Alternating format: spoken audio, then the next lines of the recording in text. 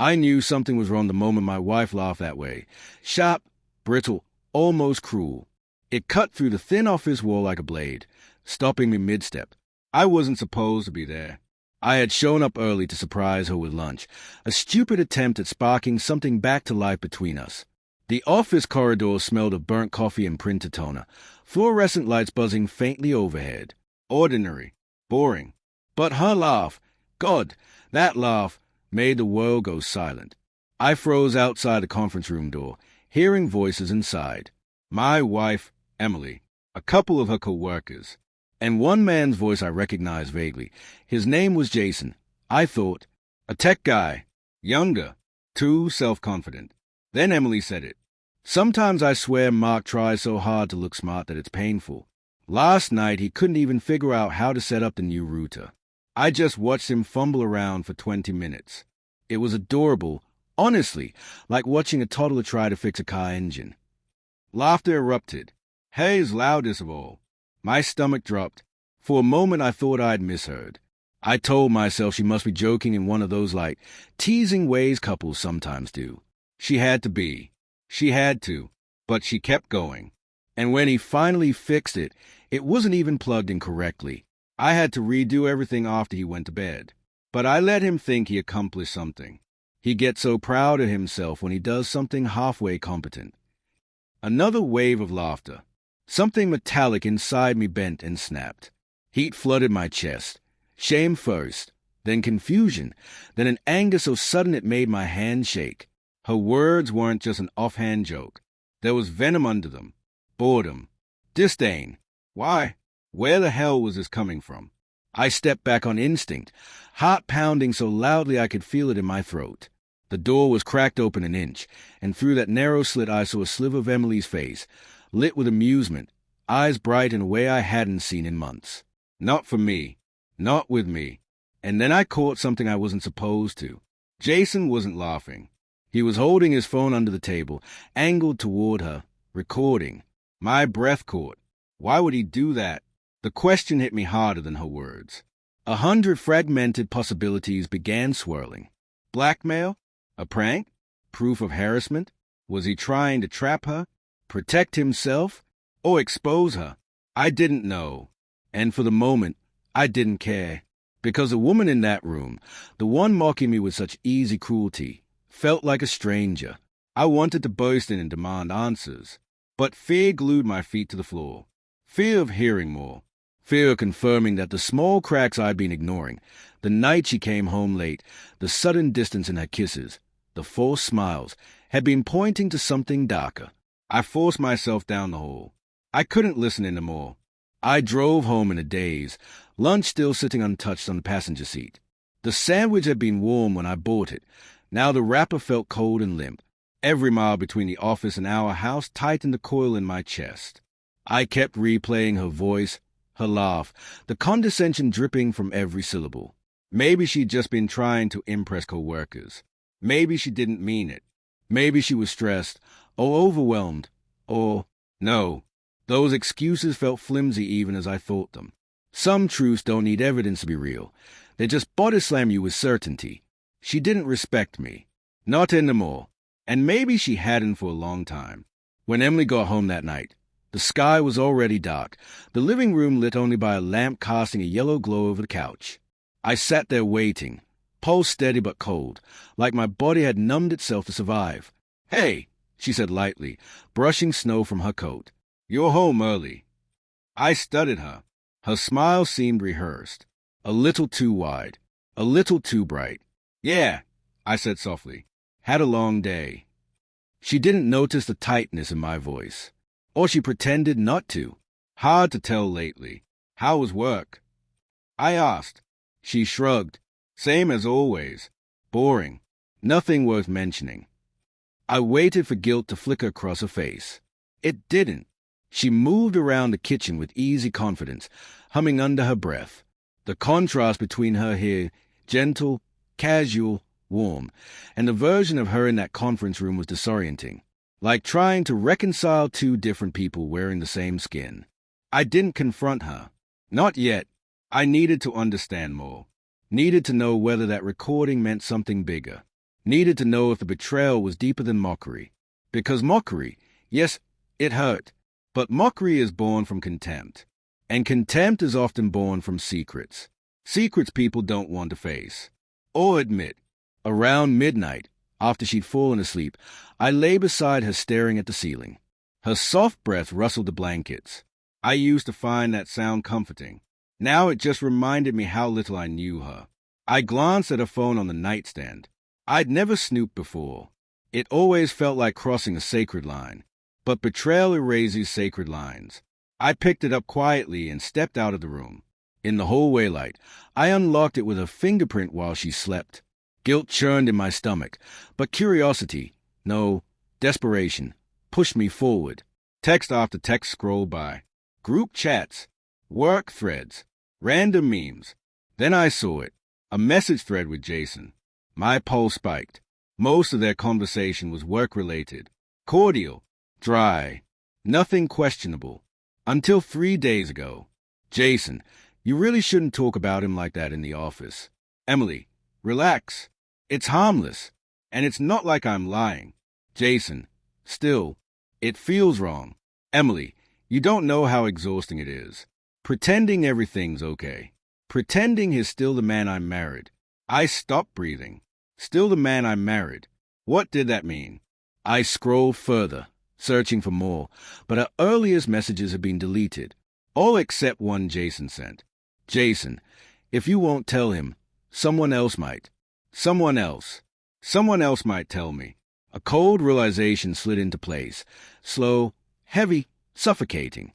Jason wasn't recording her out of malice. He was recording her because he thought I needed to know something. Because he thought she wouldn't tell me herself. My hands trembled as I set the phone down. Emily shifted in the bedroom, and suddenly I couldn't stand to be near her. I went to the living room and sat on the edge of the couch, elbows on my knees, staring at the darkened TV screen. Questions battered my mind. What was she pretending? What had changed? Why was she talking like she was trapped with me? Why couldn't she say it to my face? I didn't realize I was crying until a tear splashed onto my wrist. The house felt colder than ever. Somewhere inside me, a tiny voice whispered a truth I didn't want to face. Whatever came next, the worst was still ahead. I didn't sleep. I stared at the wall until dawn painted the living room blue. My thoughts kept circling the same bleak orbit. Her laugh, the recording, the message, pretending he's still the man I married. By the time Emily padded into the kitchen in her robe, rubbing sleep from her eyes, I felt hollowed out, like the night had scooped something vital out of me. Hey, she said softly, you're up early. I didn't answer. I watched her pour coffee. She noticed my stare, slowed down, frowned. Mark, are you okay? I opened my mouth. The truth pressed against my throat, but something in me resisted. Some last-ditch instinct to understand before detonating our life. I want to talk to you about something. I managed. Okay, what's going on? A tremor of unease crossed her face. Good. She should feel that. I stopped by your office yesterday. I said. Her eyes widened, but she forced her expression neutral. Yeah? I didn't see you. I know. Silence. Her fingers tightened around her mug. Did something happen?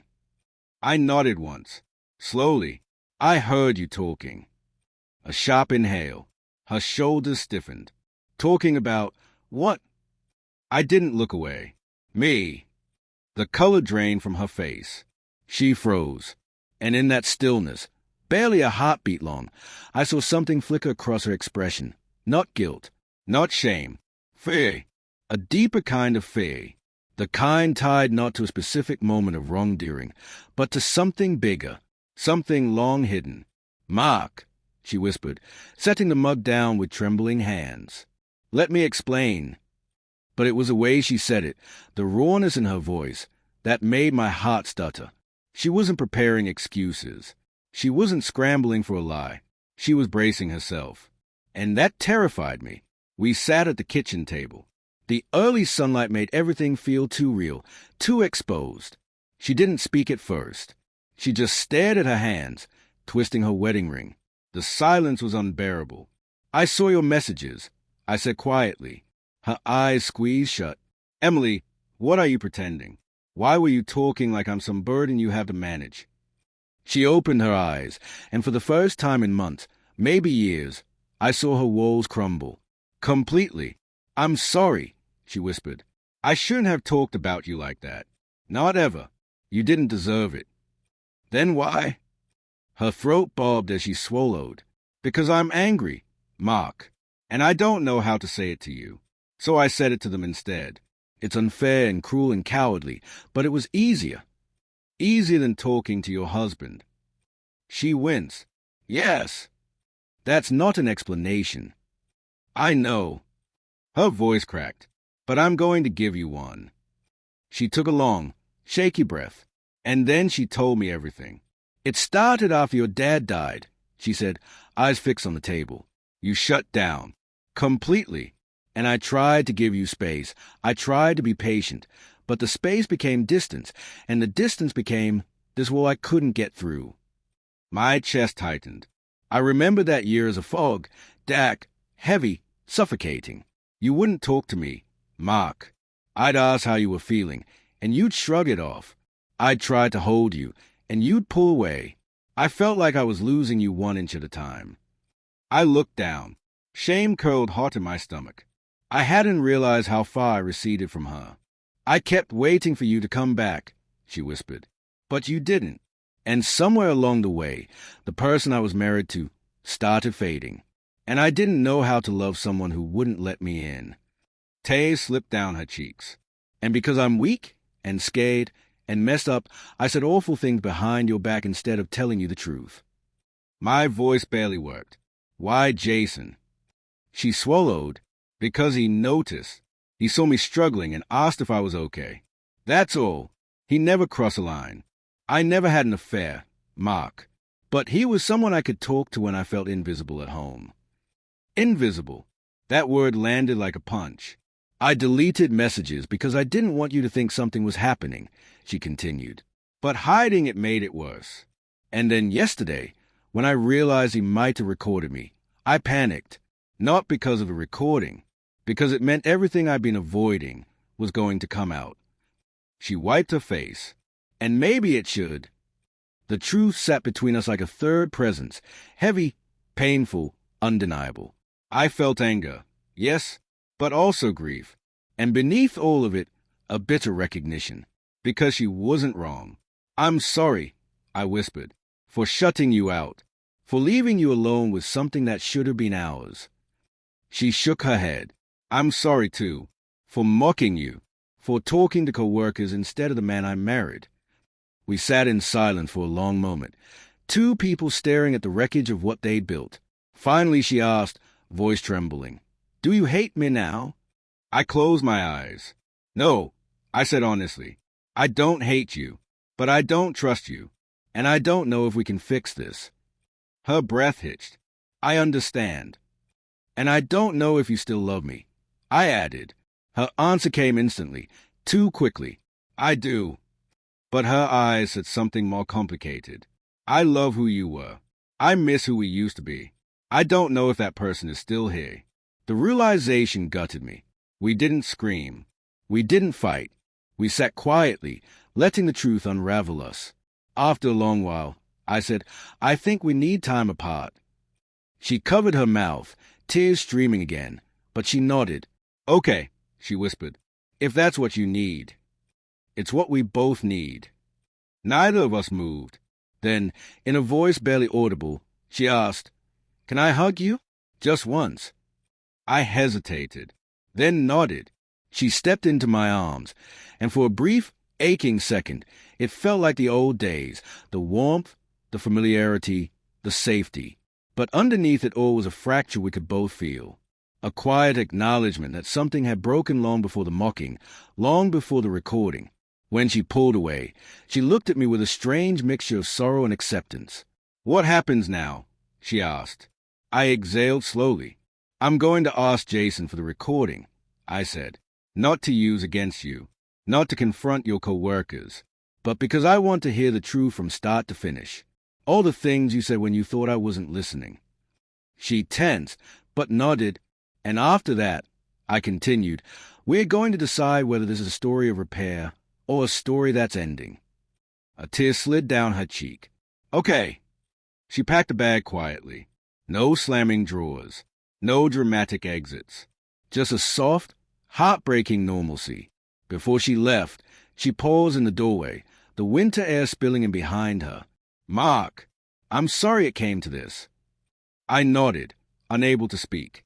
She stepped outside, closed the door gently, and the house, our house, felt immediately crushingly empty. I sat down on the cold floor, head in my hands, shaking with a grief I had no words for, because the truth wasn't a bomb. It wasn't a betrayal in the cinematic sense. It was quieter, more devastating. Two people who failed to say what they needed, until the silence between them became louder than love. The recording was just the echo of a truth we'd both been avoiding. And now that truth was all I had left.